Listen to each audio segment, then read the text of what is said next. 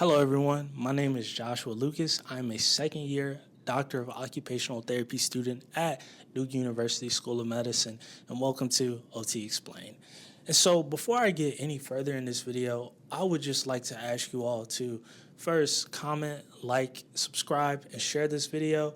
And don't forget to ring that bell, the bell icon, so you won't miss any videos, as my channel is going to be explaining a lot about OT, but also is going to be helping people get into OT school. We're going to have interviews with OT leaders and entrepreneurs. We're also going to talk about salary, studying habits, tips, and then I'm also going to give you all a behind the scenes of my day-to-day life as a second year OTD student at Duke University. So go ahead, don't forget to like, subscribe, and comment down below. So let's get straight to the video. All right, y'all. What's up again? My name is Josh. Today, I'm going to be talking about occupational therapy.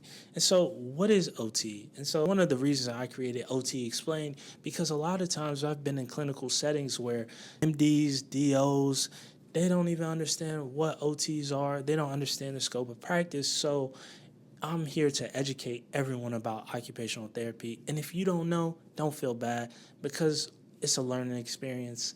You know, we're learning together and we're going to grow together. So, with that being said, what is occupational therapy? I didn't even fully understand what occupational therapy was until my first semester. I think it was halfway through my first semester in Duke. And so when I got to OT school, I thought I understood, but I didn't understand fully. And so a lot of times, many people don't even understand what OT is. And so to understand what occupational therapy is, you first have to understand what an occupation is. And when I say the word occupation, a lot of people think about a job. And you're not wrong, but in the context of the field of OT, an occupation is anything that you do that occupies time. So this can be sleep, this can be cooking, meal prep, exercising, working out, socializing, talking to friends, going to work, working out. The list goes on and on and on and on. But literally, an occupation is anything that you do that occupies time. And you're probably like, well, that's a lot of stuff. And you're absolutely right.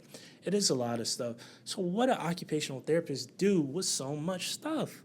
How can they help me with all this stuff? We're client-centered. That's why we call the patient's client. We're client-centered. We collaborate with our clients to make goals with them. Because without the client, we wouldn't have a job.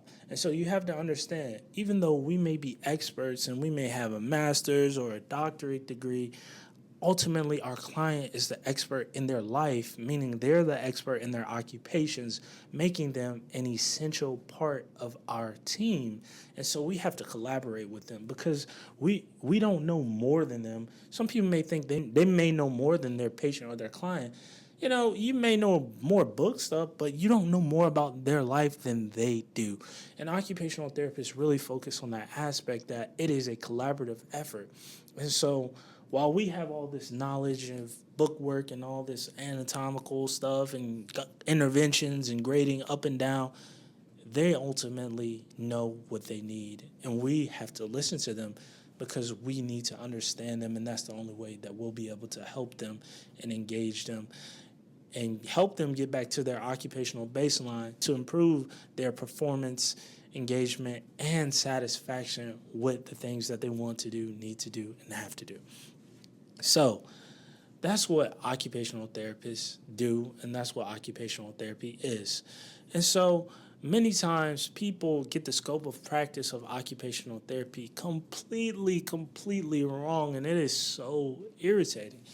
A lot of people just say, OTs, oh yeah, they're bathing, dressing, toileting, handwriting. Yeah, we do that, and that is not. And when I say that, I don't say that in a bad way, because it's not like it's on the totem pole of things occupational therapists do. It's not on the bottom. All things are equal, but we are so much more than that. And so you have to understand that occupational therapists, we often do those things, but we're so much more. And so just to give you some settings of practice that OTs are in, we can work with people who are visually impaired. We can work in schools. We can work in vocational rehab, hand therapy, pelvic floor, acute care, military, a lot of different things, and even sex. What? Yes, sex. When I learned about OTs and occupational therapy and sex, helping people with sex, I was like, what? To me, that didn't make any sense. I was like, how does that even line up? What is our scope of practice? But we had a class about it, and it's true. OTs do help people in sex in that capacity, and that really, really expanded my mind and my thought about what OTs do and how we can help people. And one more last thing, I guarantee you didn't know that occupational therapists are considered mental health practitioners. Yes, we are. And a lot of people don't know that OT's roots are in mental health and they come from mental health. So, with that being said, today, just to give you a quick recap, we learned about occupational therapy. We explained it. We talked about it, what an occupation is, what OT is, the scope of practice, things occupational therapists frequently do. And yeah, I just want to say before I end this video, thank you all for joining me. Please don't forget to like, comment, and subscribe. And if you see a handsome gentleman to the left or to the right, go ahead and click on him. It'll help you subscribe easier. But again, thank you for your time. This is OT Explained. We're going to disseminate knowledge so that we can get OT explained to everyone. Thank you and have a great day. Peace.